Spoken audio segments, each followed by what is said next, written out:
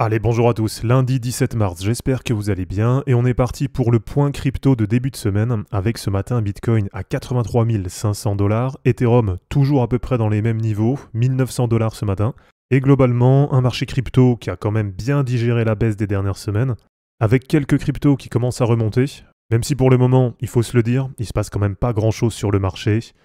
On a un marché dans l'ensemble qui reste quand même plutôt calme. Et donc pour ce matin, on va faire le point classique de début de semaine pour voir un peu les niveaux à suivre. Allez, comme d'habitude, si ce n'est pas encore fait, pensez à vous abonner, pensez bien sûr à liker et à commenter cette vidéo pour soutenir la chaîne. Et pour ceux qui veulent aller plus loin, pour ceux qui en ont marre de se faire rect sur le marché, eh bien je vous invite à cliquer sur le bouton rejoindre sous la vidéo et à choisir le plan qui vous convient pour devenir membre de la chaîne. Et comme ça, vous allez avoir accès à plein de contenus exclusifs et ça va vous permettre de bien terminer cette fin de bull run.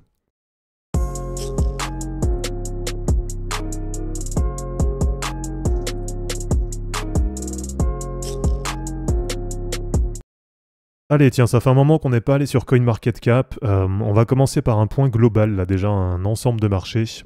Avec du côté du Fear and Greed, toujours 22, donc toujours dans la zone de peur. C'est vrai que j'en vois pas mal là qui flippent sur le marché en ce moment. Bon, ça remonte un peu parce que la semaine dernière, on était passé carrément dans la peur extrême. On était passé à 17. Et là, sur le cycle, c'est des points qui sont historiquement bas. Donc on voit que ça remonte un peu, mais voilà, le marché reste quand même toujours dans l'indécision. Il y a toujours pas mal d'incertitudes autour du marché.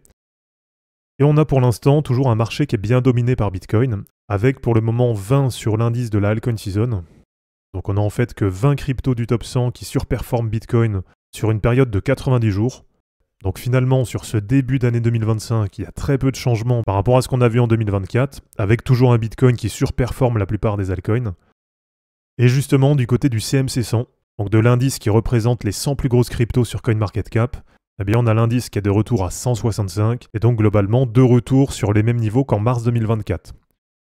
Donc là on l'a vu sur l'ensemble du marché, pour le moment eh bien, c'est un trimestre qui est bien baissier, et qui fait revenir du coup la moyenne du top 100 sur les prix de l'an dernier. Et si vous prenez les altcoins plutôt low cap, là pour la plupart il y a vraiment des grosses corrections par rapport à l'an dernier. Donc un marché crypto qui a toujours un peu de mal, un marché qui est toujours dans l'indécision. Et du côté de Bitcoin, eh bien on l'a vu la semaine dernière, et ça a été le cas quasiment sur l'ensemble du marché, ou en tout cas sur les grosses cryptos. Le repli sur la moyenne mobile 50 hebdo, qui nous fait un repli qui est quasiment la même chose qu'à l'été 2024. Et alors pour le moment, il n'y a rien de fait, mais moi je vous le répète une nouvelle fois, je pense toujours qu'ici on a eu un point bas. Donc là vraiment pour invalider ce mouvement baissier, il faudrait qu'on ait une réintégration du range entre 90 000 $ et 109 000 $. Donc en fait c'est vraiment ça qui va nous donner la suite là sur le marché. Tant qu'on n'a pas cette réintégration, ça veut dire qu'on n'a pas d'invalidation du mouvement baissier.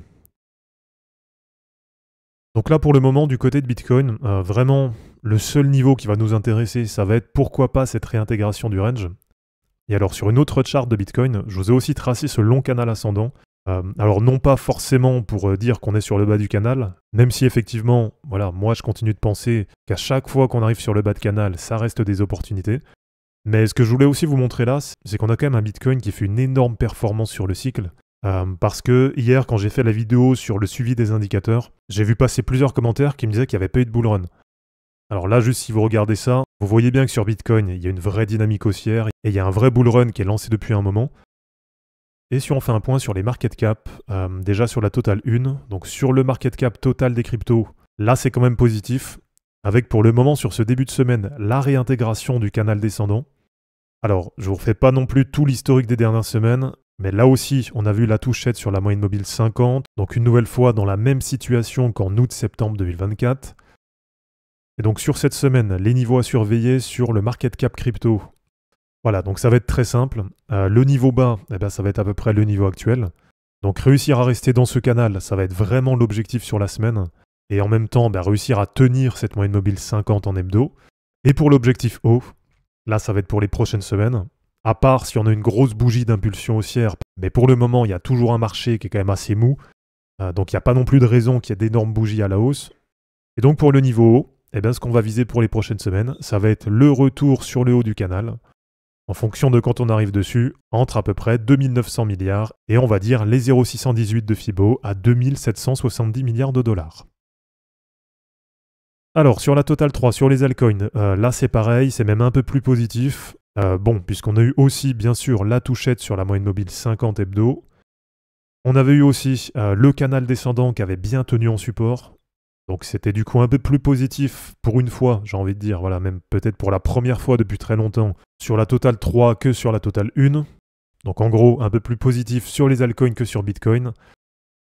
Et alors là, ce qui est pas mal, c'est qu'on est déjà pas très loin du milieu du canal. Donc en niveau bas sur la semaine, ce qu'il va falloir tenir, ça va être à peu près voilà, ce bas de canal avec la moyenne mobile 50. Donc en gros, entre 740 milliards de dollars et 750 milliards de dollars. Et puis pour le niveau haut, eh bien on va là aussi viser bien sûr le haut du canal. Et donc en fonction de quand on arrive, entre à peu près 860 milliards de dollars et 820 milliards de dollars. Alors ce qui serait quand même positif, ce serait de breaker assez rapidement ce canal descendant, parce qu'on voit que là c'est un canal qui descend assez fortement. Voilà, si on atteint par exemple l'objectif sur la semaine du 31 mars, eh bien on pourrait viser à peu près 850 milliards de dollars. Et si on l'atteint par exemple sur la fin de mois suivante, eh bien ça descend déjà à 790 milliards de dollars. Donc là, ce serait quand même pas mal de breaker assez rapidement ce canal, donc de réussir à sortir par le haut, faire le classique pullback pour bien valider la cassure, et puis après derrière, voilà, vraiment partir à la hausse, et aller chercher pourquoi pas, eh bien l'un des objectifs que j'ai fixé pour le bull run, avec je vous rappelle le premier niveau à 2300 milliards de dollars, le deuxième niveau à 3200 milliards de dollars, et le troisième niveau, donc vraiment si on a un gros bull run et une grosse alt season, il va se situer à peu près autour des 4000 milliards de dollars, et donc globalement à peu près du x5 par rapport à maintenant.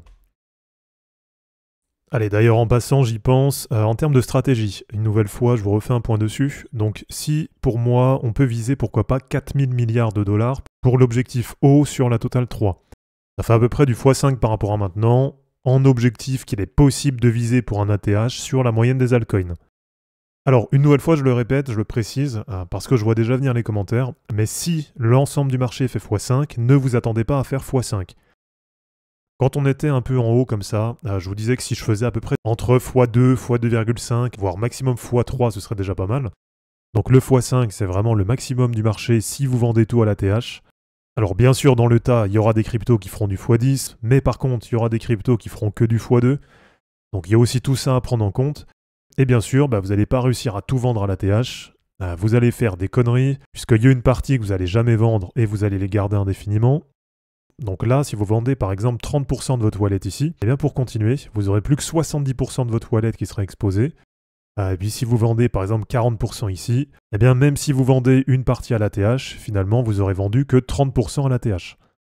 Donc voilà, vraiment prenez ça en compte, parce que je vois déjà les commentaires de « Ouais, je comprends pas, t'as relevé tes targets, machin, tu changes ». Alors que non, pas du tout, c'est toujours exactement la même chose, et normalement ça vous paraîtra beaucoup plus clair après. Et allez, pour terminer, je vais vous montrer la charte du BNB. Et puis si ça vous intéresse, je vous ferai une analyse technique beaucoup plus détaillée dessus. Puisque BNB, c'est vraiment une crypto hyper solide. Et je crois que j'en avais reparlé il y a quelques semaines en vidéo, où je vous disais justement que très peu de monde parle du BNB. Et moi le premier, c'est vrai que j'en parle quasiment jamais sur le cycle. Alors que c'est vrai que c'est une crypto qui est vraiment hyper solide, voilà, qui a quand même perdu un peu par rapport à son ATH. Mais finalement, on voit que c'est une crypto qui est à peu près en range depuis mars 2024. Et donc qui se retrouve très clairement parmi les cryptos les plus dynamiques et les plus fortes du cycle. Et donc si ça vous intéresse que je vous fasse une vidéo d'analyse technique beaucoup plus détaillée sur BNB, eh bien comme d'habitude, dites-le moi en commentaire. Et si je vois que vous êtes assez nombreux à être intéressés, eh bien je prendrai le temps pour vous présenter tout ça sur les prochains jours. Donc voilà, merci à tous d'avoir regardé cette vidéo, j'espère en tout cas que ça vous aura plu. Pensez à vous abonner, à liker et à commenter cette vidéo pour soutenir la chaîne.